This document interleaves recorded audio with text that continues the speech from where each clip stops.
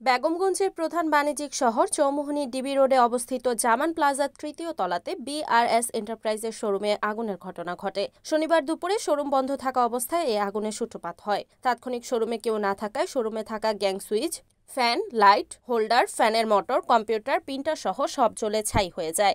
খবর পেয়ে বিআরএস এন্টারপ্রাইজের আরেকটি প্রতিষ্ঠান মামুন ইলেকট্রিকের কর্মচারী সহ আশপাশে থাকা লোকজনের সহযোগিতায় পানি দিয়ে আগুন নিয়ন্ত্রণে আনে। তাৎক্ষণিক আগুনের সূত্রপাত সম্পর্কে জানা যায়নি। উক্ত আগুনে প্রায় ২০ লক্ষ টাকার ক্ষয়ক্ষতি হয়েছে বলে মামুন ইলেকট্রিকের স্বত্বাধিকারী মামুনুর রশিদ মামুন জানান। এ ব্যাপারে বেগমগঞ্জ মডেল থানায় একটি সাধারণ ডায়েরি করা হয়েছে।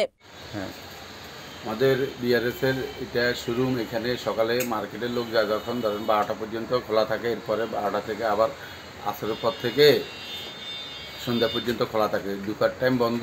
ওই টাইমে 2টার দিকে আমরা দেখতে পাই পুরা মার্কেট ধোঁয়া অন্ধকারাচ্ছন্ন হয়ে গেছে। তখন আমরা লোকজন নিচে এবং মার্কেটের লোকজন দৌড়ে আসি।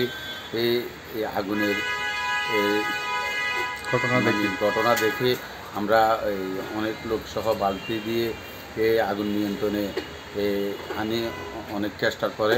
আমাদের এখানে ইলেকট্রিকের switch, socket, holder, fan tan সহ আমাদের অনেক মালামাল ছিল। মালামাল প্রায় ক্ষয়ক্ষতির পরিমাণ প্রায় 20 লাখ টাকার উপরে আমাদের এই মালামালের ক্ষয়ক্ষতি হয়েছে। Report Mohammad Suman Bhuiya, NN TV, Noakhali.